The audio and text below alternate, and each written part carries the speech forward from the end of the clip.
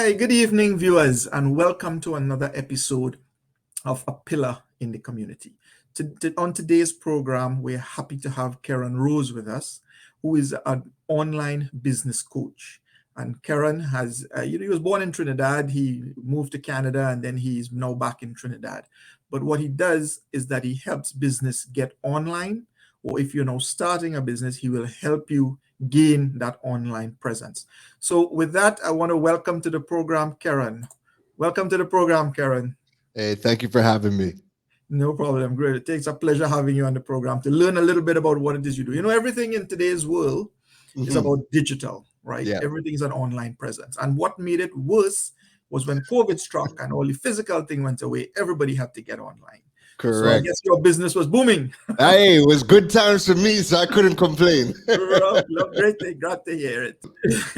So, Keron, tell us a little bit about who you are and your background about what it is you do. As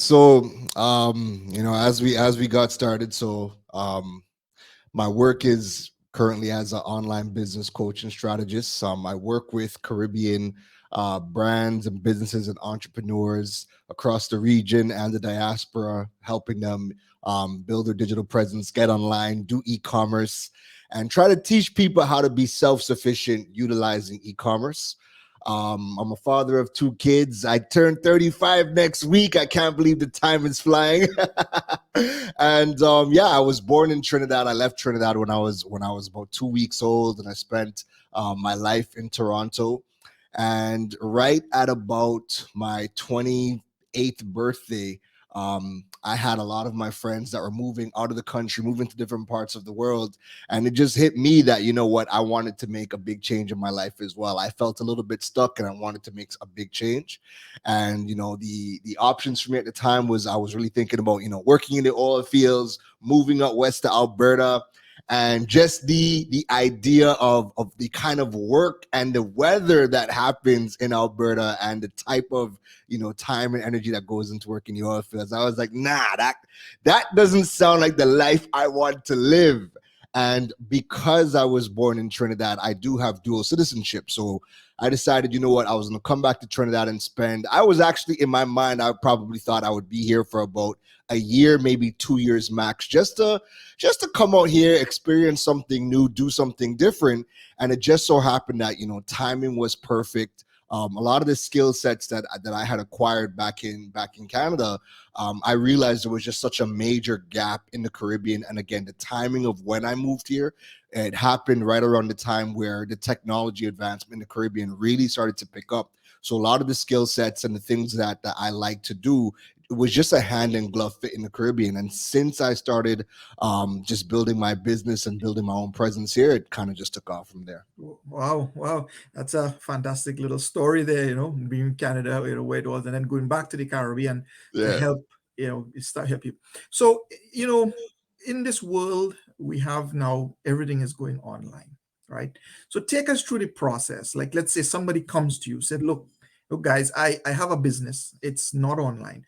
What would be your process to get this person or this business online? Yeah, I think one of the first things that we kind of look at is, does the business have a website, and looking to see, if their products or services, or if they're a consulting business, can we get this business doing e-commerce? So if they are a retail business, we want to get them a website. We want to get their platform e-commerce ready so that they can upload their products to the internet, and that way that would increase the window of when people are going to be able to do business with them. Because I mean, if you think about the majority of the time that we shop online, it's usually not typical business hours. We shop, late at night, early in the morning. Sometimes people wake up during the middle of the night and decide to hop on Amazon or whatever website and do some shopping. So I kind of the starting point would kind of be, looking at their business and seeing what their goals are. What type of assets would they need? Do they need a website? Do they have an email list? Do they have a notification list? Sometimes businesses come to me and they already have those pieces in place, but now their issue is, how do I build my digital presence? How do I become discoverable? How can I be found for my products and services? And then I would start to teach them about, doing content marketing or adding in different types of technology strategy within their platform so that they can become discoverable from Google. That way, when somebody jumps on Google and types in, I want to purchase black soap, we want your business to be the one showing up as a result. That way people can land on your website, see your products, add to cart, make the purchase. Then we look at, what type of logistics options available. Do you want to sell within your country? Do you want to export, globally? And then we look at what options they need to integrate into their business to get their products outside.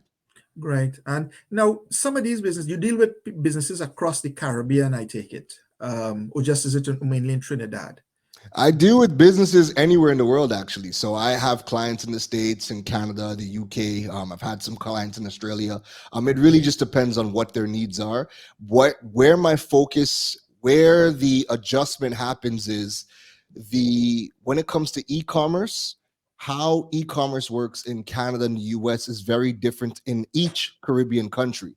So because there's no institution in the entire region that educates on e-commerce and the different payment gateways and what platforms these gateways work with, because I moved from Canada, the big advantage for me was I moved from Canada and everything I knew about online business and e-commerce, when I came to Trinidad, I had to relearn it because nothing I've learned in Canada works in the Caribbean when it comes to e-commerce. So I had to kind of say, well, what is the equivalent of PayPal in Trinidad? And that took me down the route of learning about things like First Atlantic Commerce, WePay, and some of the other gateways. So I had to I already had a blueprint and I knew what I was looking for. But when I came here, I had to research what were all of the equivalent things. And so when I started my first business, my smartphone business, and I started to implement those things within that business, what started to happen was more people, it got to a point where in my business, more people reached out to me to learn, how are you doing e-commerce? How are you selling online? How is it that you are being Googleable? How are you creating all this content? Because more people wanted to learn about how I was doing my smartphone business is where I started to transition into the business coaching. Yeah, and that was what you got into something that was one of my questions. In the Caribbean, like you said, in North America and even in the UK and stuff, and these other first world countries, places like things like PayPal and tocheckout.com, where you can actually take payments on your website, they work fine because then they will allow you to set up the gateway on your website. But when the problem comes in is when you're going to transfer that money from PayPal to your bank account, you can't get it into Trinidad. And that was one of my questions. How did you get around with that? Because, in the Caribbean, they tell you flat out, PayPal will not transfer money to a bank account in the Caribbean.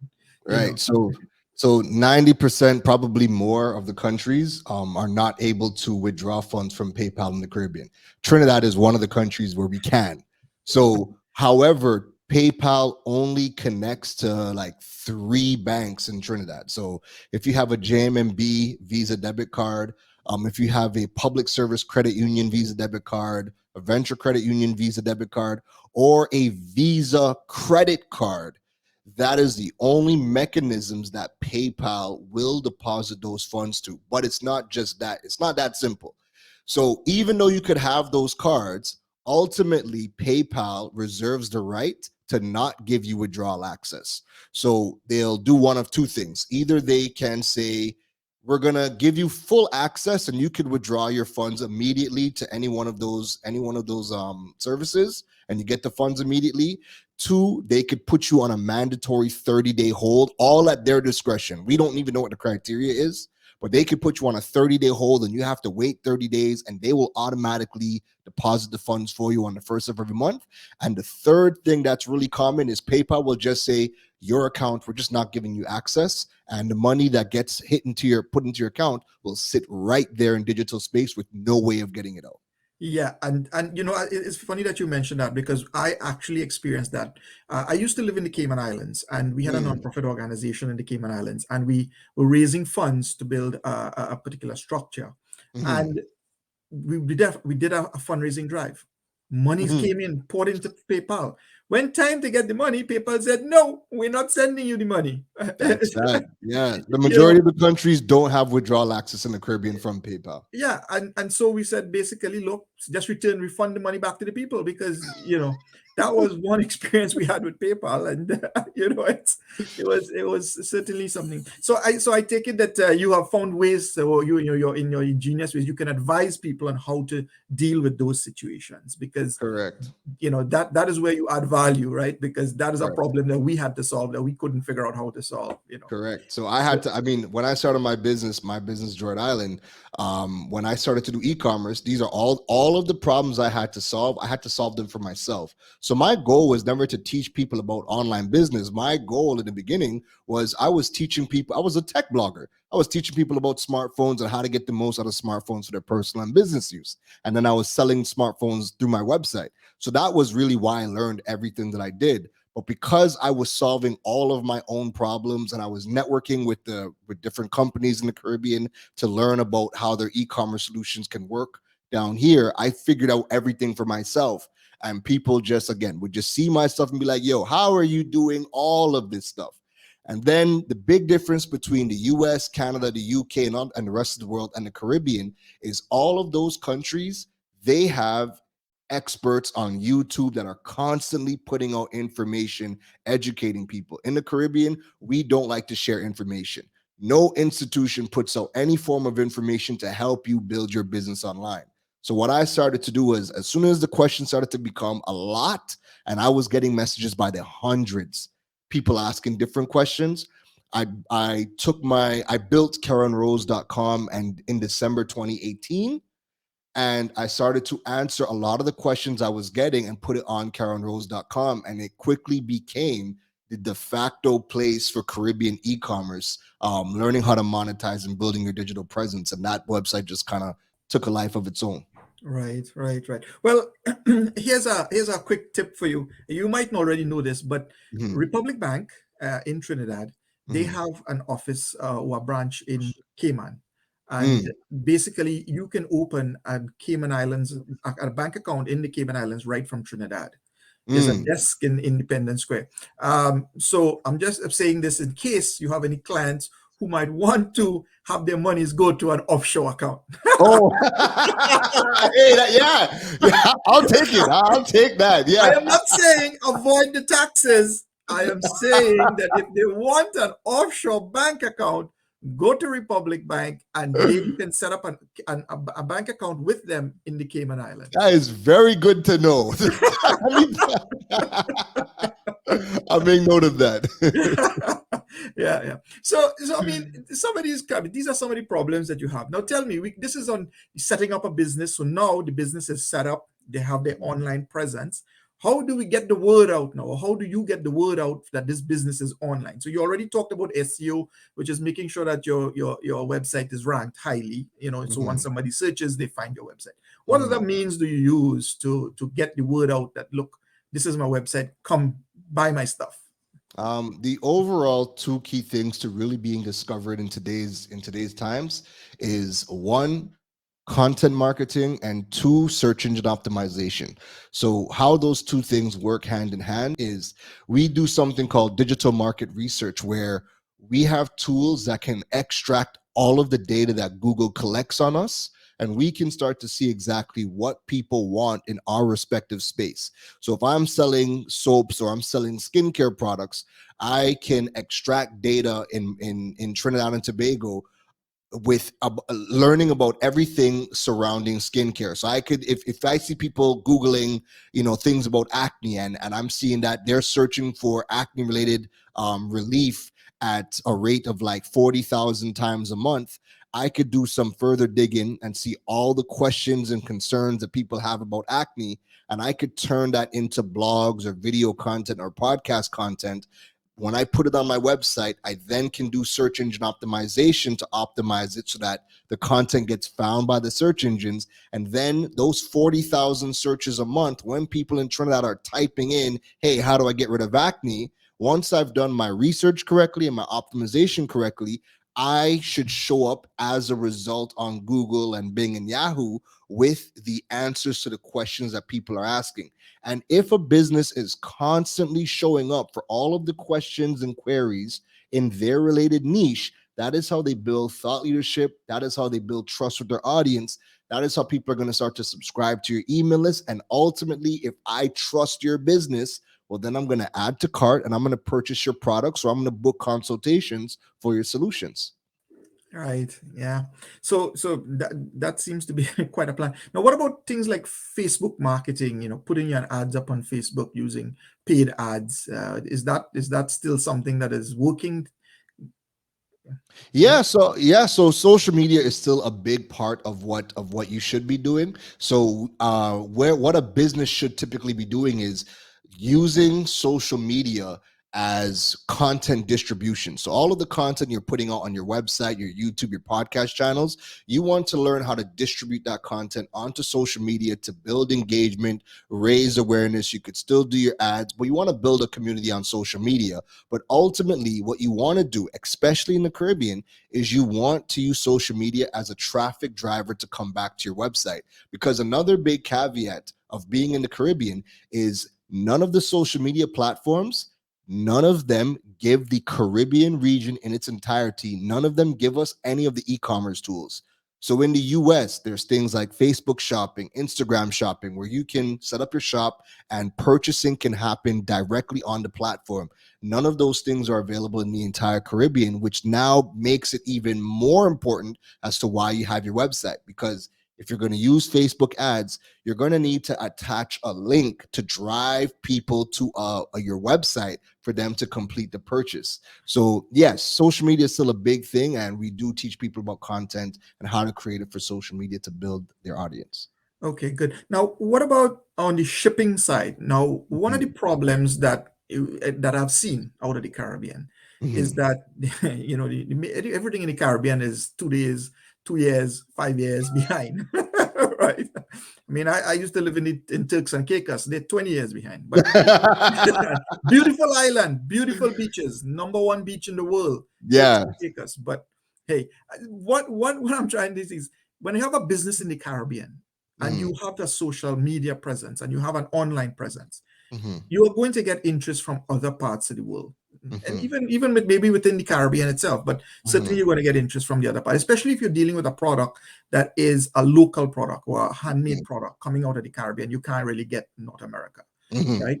How do you help businesses with dealing with the shipping side of it, or is that left up to them? You don't really get into that part of it. So to a degree, so I have had to learn about part of me advising people and working with people is learning the logistics, because that's a big problem as well. So for example, DHL, we know, is one of the biggest shipping companies, right? Um, Depending on the person's business, if they want to get their products from, from Turks and Caicos or Trinidad to China, we would look at getting them registered with DHL and then having DHL integrate onto your website. That way, when somebody's adding to cart and making the purchases, um, it's automatically charging them. DHL will work in the background and work out the shipping fee so that it gets added to the checkout process. And then at that point, once the order is made, you could then email your DHL rep to do their pickup request. They send the driver to your location, you box up your stuff, and you get it shipped out. Another big company that has been making waves in the Caribbean is a platform called Carib Shopper. Carib Shopper is a platform that right now they are currently in Jamaica and in Trinidad. But what they do is you list your products on Carib Shopper, and they have logistics partnerships with all of the logistics companies that fly into the Caribbean, and they will come collect all of your products and they will deliver it anywhere in the US and in Canada. And they're also going to be branching out into the UK sometime next year. So if you are somebody who is creating, homemade products, once you list on Carib Shopper and you're in Jamaica or Trinidad right now, again, they're picking up your products, and within 3 to 5 business days, and it's usually on the third business day, their products are delivered anywhere in the US and anywhere in Canada. Wow. Okay. Would you recommend that people in the Caribbean Mhm. take advantage of Amazon or put their products or list their products with Amazon, because they will have to deal with that shipping issue? But I mean, is that something you would recommend? If I Yeah. have a product in the Caribbean and I want to get it out, would you recommend me putting my product on Amazon? Yeah, and I mean everything is within context, right? Like if you have the money and the resources to pay your shipping, to Amazon and get your products stocked on Amazon, and you go right ahead. That's the biggest e-commerce platform. Amazon also does offer the option for self-fulfillment. So you could list your products on Amazon, and if somebody purchases it, then you walk on down to your FedEx car, your local FedEx, your local DHL, and then you have it delivered to wherever it is going into the world. So you have that option with Amazon as well. So yeah, I definitely think that you look at Amazon, but Amazon can be costly. So everybody just needs to work out, what their margins are. Is this going to be suitable for their business? Because no two business models are alike. Everybody's situation is different. Are you better off with having your own website and not worried about the fees, and you worry about the marketing, the social media marketing, and then self-fulfillment? Or do you want to list on Amazon? Are you comfortable with paying the fees? Do you want to ship your products to their warehouse so that Amazon can fulfill all of the orders? So depending on the person's business, we would look at all of those options and come to a decision. Right, right. Okay. So yeah, I mean that definitely makes sense, right? I mean whatever suits the business and whatever their budget is and how they can, deal with it, then that certainly makes sense. Correct. Now, so you have two sides of your business. One is the consultancy side. So you help a guy get his business up and online presence and all that good stuff. You also have the education side, which is more Mhm. on the workshops and the speaking engagements and stuff. Like, tell us a little bit about the workshops. Like, what are some of the workshops you have out there that and in terms of what they do in terms of training people? Right. So the workshops, honestly, the workshops are usually like the most fun that I typically have, because it's working with people who are, at different stages of the entrepreneurship journey.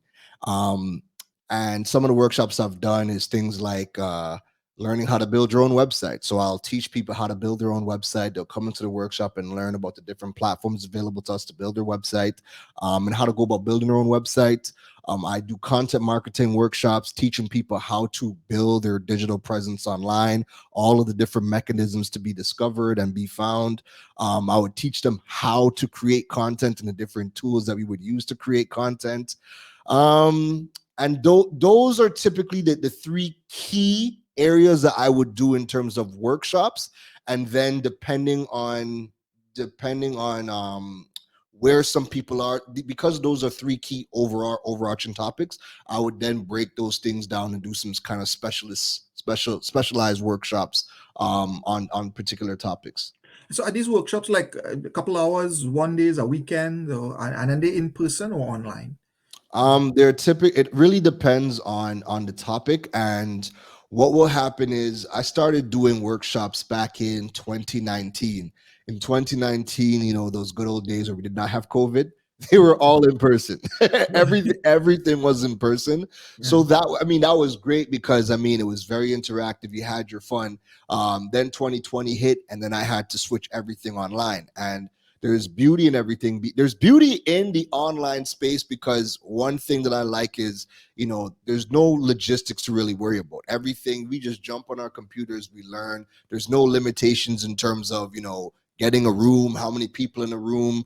And it makes it more accessible. So a lot of the times when it's in-person workshops, you got to worry about a lot of logistics in between, but then people also have to get to that physical place. And to record an in-person workshop is a whole different case. It's not the same as when you're just recording your Zoom session and people can follow along and see everything. So there's pros and cons to everything. Personally, I love the virtual workshops, because just the accessibility. I've met people all across the Caribbean. It's not just people in Trinidad. It's people from the States and Canada, the UK, that are tuning into the workshops. And that would not have been possible if these things were not online. Right. And you also host a program called The Digital Age. Is that right? Is that a TV show? Is that on a YouTube channel? What is that? Right. So there's two sides to that. So Digital Age was a series that I started that was focusing on teaching people about different entrepreneurs and companies that have products that were aiding entrepreneurs in the Caribbean to build their online business, right? And That season 1 happened last year, and I'm working behind the scenes still with one of our media companies for season 2 to roll out sometime next year. But in the meantime, I've also started something else that is the Digipreneur FM podcast. So the Digipreneur FM podcast, I do a lot of solo episodes that are audio masterclasses. I'm teaching you on a wide variety of topics. I will also interview other experts in the space, in the online business space. And they'd come on and they'd kind of conduct their own masterclass as well. Again, teaching you about different aspects of business and building your digital presence. So right now, the big focus is on Digipreneur FM podcast. Digital Age season 2, when it comes next year, that'll be a whole next thing. But right now, it's all about Digipreneur FM podcast. Okay, wow. So podcasting, is that I mean, I know it's good for information. So if you have your, let's say you're a professional in terms of you offer some service, podcasting is good, right? But would you recommend that for if I'm selling products, have a podcast on a product in a specific market? Podcasting's for any and everybody. Yeah. Like it doesn't matter what you are doing. If I was farming, I'd have a podcast and I'd be talking to Okay. people about how to mind my pigs and all the different problems that come up with farming. And Right. farmers would tune in, right? Yeah. Podcasting, content, video, whether it's on YouTube, like it is for everybody, regardless of your niche. The beautiful thing about podcasting and why podcasting out of I write blogs, I do videos, I do live video. Why podcasting is my favorite platform is it's the only medium that allows for passive consumption. So if somebody's watching us on video, they got to sit down by their TV or their screen or on their phone, and they have to actually watch us to make sure that they get the context so that they can see our hand gestures. Maybe we're running videos, but you have to watch it. Blogs, you got to read it. Podcasting is the only medium where somebody can put their headphones in and go cook, do dishes, work out. They can do other things and still take in the information. So for me, that is just, and it's also the most intimate medium. Like you're speaking directly into somebody's ears, right? So it's a very intimate medium. And again, I love podcasting for that. Right. So, I mean, podcasting is good. You can listen to it. It's like a Netflix, right? You can listen to it when you want, at your convenience, right?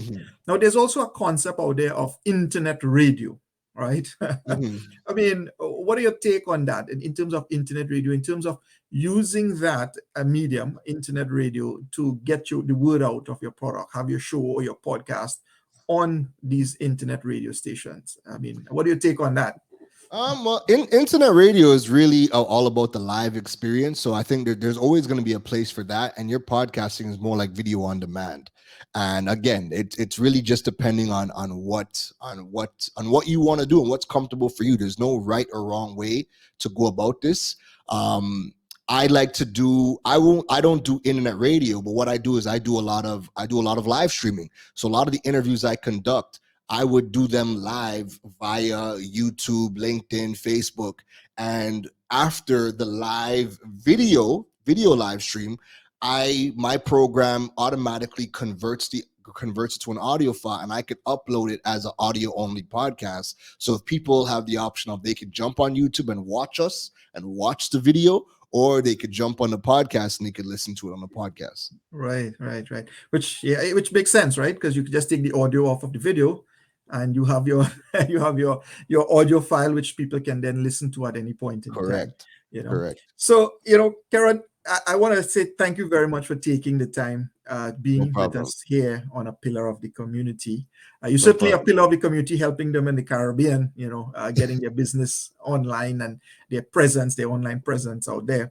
Yeah. So tell me, how you do speaking engagements, you do the educational side, and of course you do the consultancy side. So if somebody needs your services, how would they go about getting in touch with you, or how do they go about engaging with you to take advantage of your services? Yes, I mean, the number one place, you could Google me, just Google Keron Rose, and you could see all of the platforms that I'm available on, all social media. I would always recommend people, jump on KeronRose.com. You could fill out the contact form. You could see all of the different events that I'm involved in. Anytime I have workshops, if I have digital courses as well. So there's self-paced digital courses that you have access to as well. So it's not just the workshops, it's digital courses, it's the podcast, it's the blogs, it's the YouTube channel. So there's something for everybody for what you would need. But then you could jump on the website, you could fill out the contact form, or reach out on LinkedIn or reach out on Instagram, shoot me a message, and we could chop it up and go from there. Good.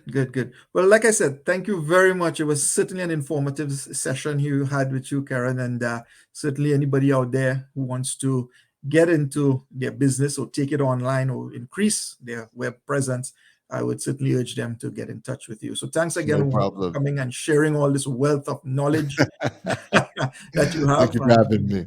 Yep. So thank you very much. So, my dear viewers, that was Keron Rose. He is an online business coach. He's presently located in Trinidad, but of course, if you have any issues or you want to get your business online, please feel free to reach out at him. And as he said, he's mentioned, you can reach him on his website, you can reach him on LinkedIn, or you can just Google him. So, thank you very much for viewing A Pillar of the Community, and we'll catch you on the next one.